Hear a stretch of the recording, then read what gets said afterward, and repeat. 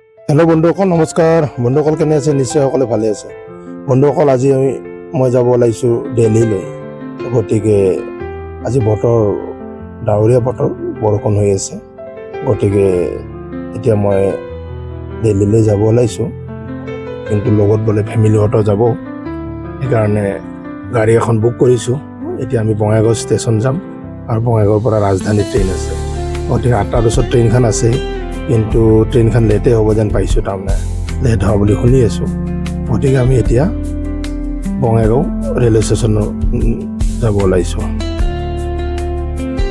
এতিয়া ৰাস্তাত তেলটো ভৰাই লওঁ। মই এটা বস্তু দেখিছোঁ, যেতিয়া কোনো এখন গাড়ী বুক কৰা হয় নহয়, তাৰপিছত মানে পেট্ৰল পাম্পত লগাই দিয়ে। তাৰমানে তেল কি নাথাকেই নেকি গাড়ীবিলাকত? কমেণ্টত জনাব বন্ধুসকল। এইটো মোৰ লগতে হৈছে নে চবৰে লগত হয়? এতিয়া আমি বঙাইগাঁৱলৈ গৈ আছোঁ। ইমান ধুনীয়া লাগিছে চা, প্ৰাকৃতিক সৌন্দৰ্যৰে ভৰা আমাৰ অসম, ইমান ধুনীয়া লাগিছে। এতিয়া আমি ৰাসলডুবি আহি পাইছোঁ। ৰাসলডুবি চকৰ পৰা আমি বঙাইগাঁৱৰ ফালে গৈ আছোঁ।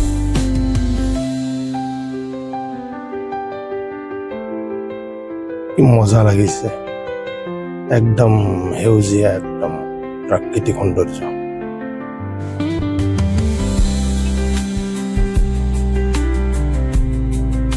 ফেমিলি বাচ্চাসকলে বোলে সিহঁতো মোৰ লগত যাব ষ্টেচনলৈকে থকা। মই বোলো চল আজি শকত হৈয়া আৰু তোৰ অলপমান ঘূৰিয়া।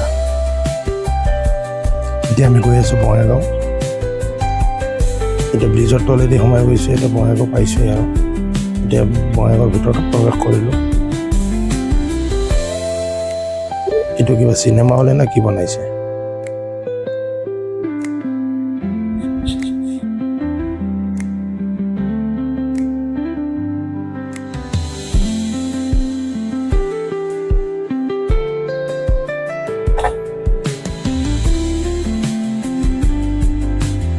বাহ, কি বনাইছে? এইটো ঘণ্টাঘৰ বনাইছে নেকি? এতিয়া বঙাইগাঁও আমি ফ্লাইঅভাৰ তলেৰে ৰেলৱে ষ্টেচনৰ পিনে গৈ আছোঁ।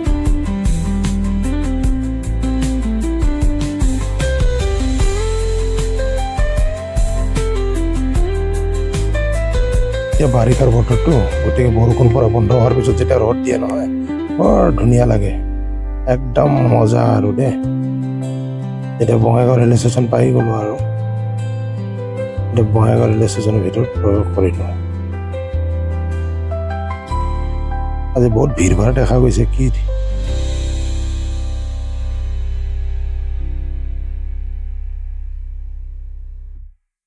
চাই লওঁ ট্ৰেইনৰ হিচাপ কিতাপটো কি চলি আছে। বন্ধুসকল, এতিয়া আমি বঙাইগাঁও ৰেলৱে ষ্টেচন আহি পাইছোঁ। New Bongaigaon railway station.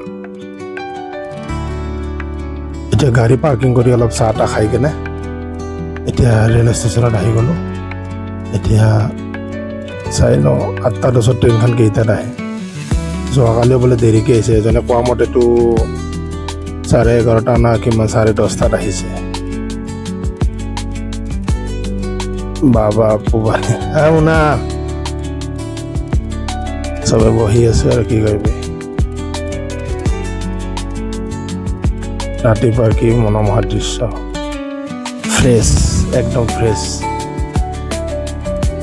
এইখন কি ট্ৰেইন আহে? কিবা বেংগালুৰু এক্সপ্ৰেছ।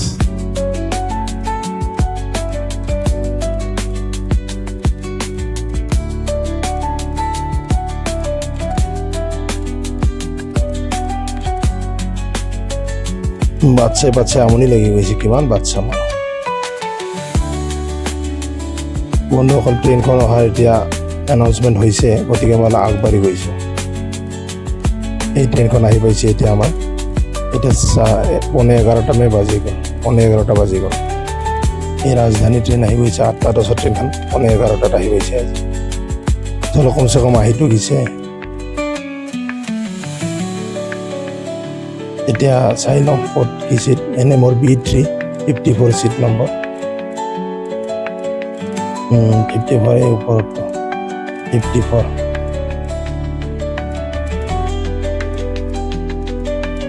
চলো বেগ চেগ এতিয়া ভিতৰত থৈ কিনে অলপ বাহিৰত যাওঁ।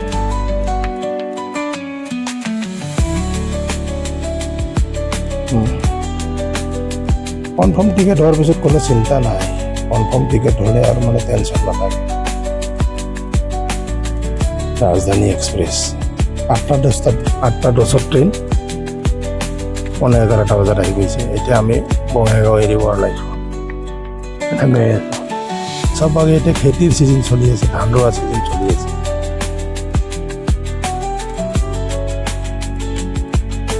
কোনোবাই শুই আহিছে কোনোবাই কিবা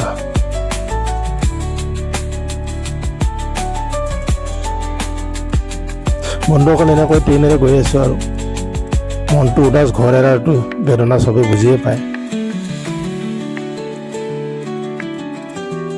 চাহ বাগানবিলাক বৰ ধুনীয়া লাগে দেই এই সময়খিনিত যেতিয়া বাৰিষাৰ সময় নাই চাহ বাগানবিলাক আৰু বেছি সেউজীয়া লহপহকৈ বাঢ়ি আহে পানী পাই যায় না এতিয়া বন্ধুসকল এনেকৈ গৈ আছোঁ দিল্লীলৈ দিল্লীৰ পৰা মই আৰু আগত যাম গতিকে এইটোৱে আৰু ভিডিঅ' এতিয়া আইচক্ৰীম দিলে আইচক্ৰীম খাই লওঁ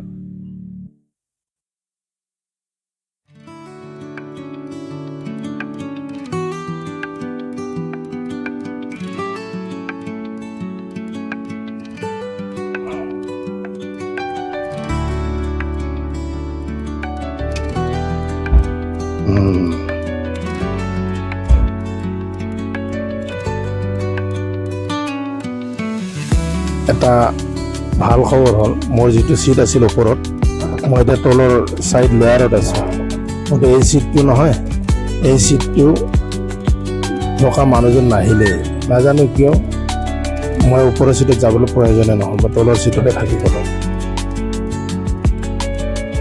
মানে ऊपर वाला देता है ना सब पर फाड़ के देता है এনে মই ৰিজাৰ্ভেশ্যন কৰোঁতে ছাইড লয়াৰে বিচাৰিছোঁ কিন্তু ছাইড লয়াৰ নাপালোঁ মানে ভাগ্য আছিল গতিকে মই এইটোৱেই পাই গ'লোঁ আৰু ট্ৰেইনখন খালী খালী আছিল তাৰমানে এই বানপানীৰ কাৰণে বহুত পেচেঞ্জাৰ মানে নাহিলে চাগে সেইকাৰণে খালী পাই গ'লোঁ গতিকে মই ছাইড লয়াৰতে যাবলৈ ভাবিছোঁ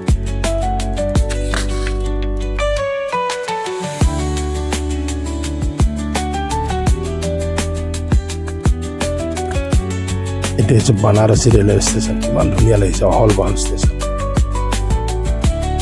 বাৰাণসী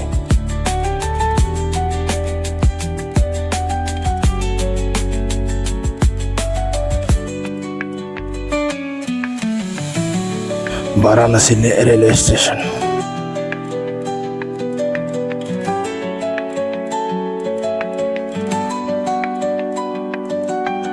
वाराणसी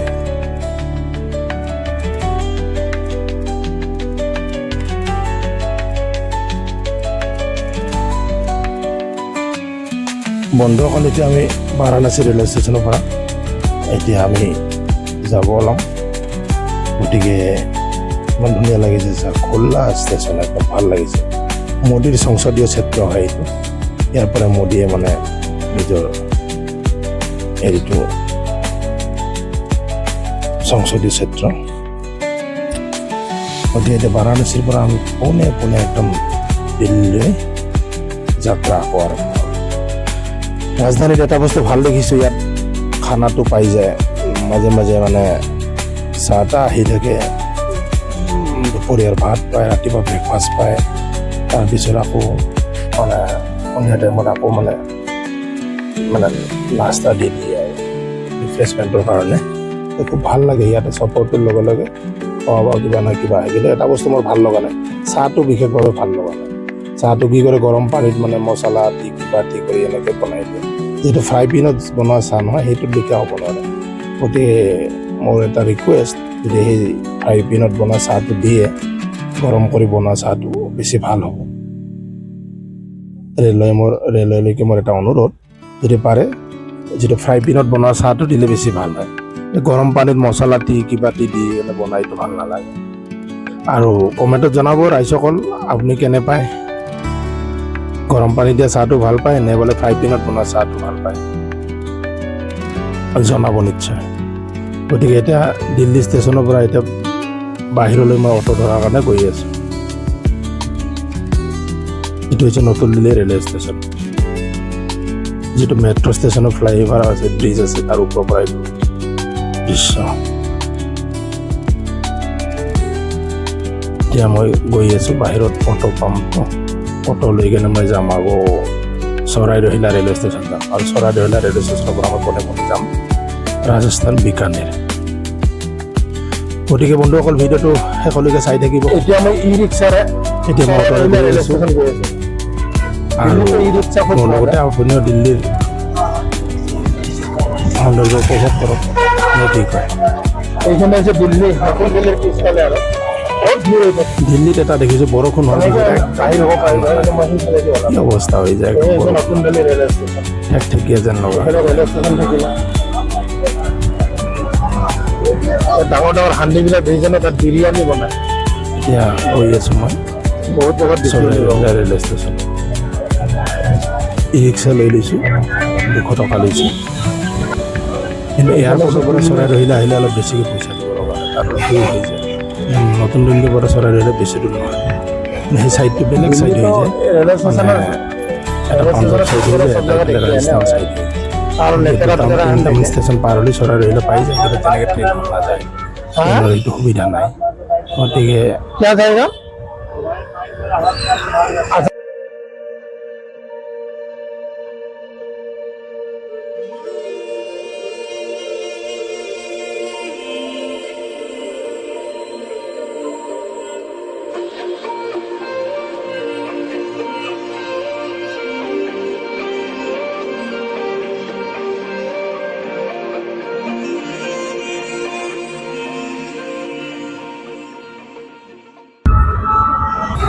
বন্ধুসকল কিবা এটা বিশেষ কাৰণত মই দিল্লী আহিছোঁ আজি এমাহ আগতে মই ঘৰত গৈছিলোঁ গতিকে ঘৰৰ পৰা আজি আহিলোঁ গতিকে থাম্বনেইলটো দেখি আপোনালোকে নিশ্চয় গম পাইছে কিয় আহিছোঁ ক'ত যাব আহিছোঁ দিল্লীত আহিছোঁ মই আৰু দিল্লীৰ পৰা মই এতিয়া চৰাইদেউহিলা চৰাইদেউৰ পৰা মই এতিয়া ৰাজস্থান যাম গতিকে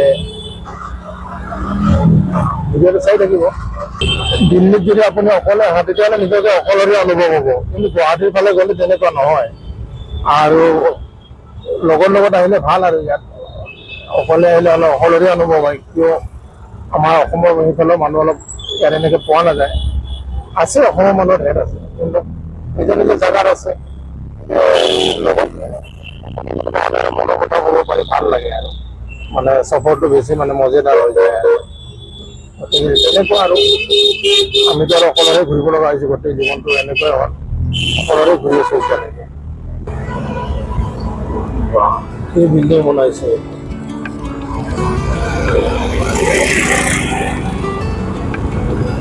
দিল্লীৰ অটোবিলাক দেখিবা সেউজীয়া আৰু হালধীয়া এই চব অটোবিলাক দেখিবা দিল্লীত সেউজীয়া আৰু হালধীয়া কালাৰ কিন্তু ৰাস্তাটো বিল্ডিং বনাই দিয়া যায় না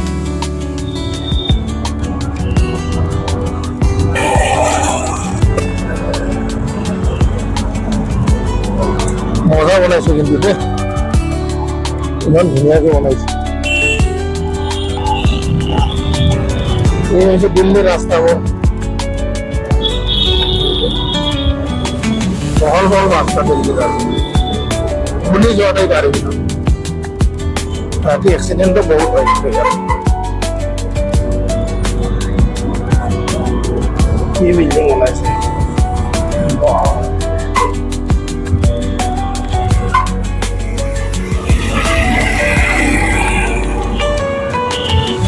রাজস্থানের আর্কিটেকচার বনাইছে দেখো না কি বিল্ডিং বনাইছে বা এসব ফুল ইয়াতে গাড়ির পার্ট চার্জগুলো পাওয়া যায় না পাইছে তো গাড়ির এলাইনমেন্টগুলো পাওয়া যায় না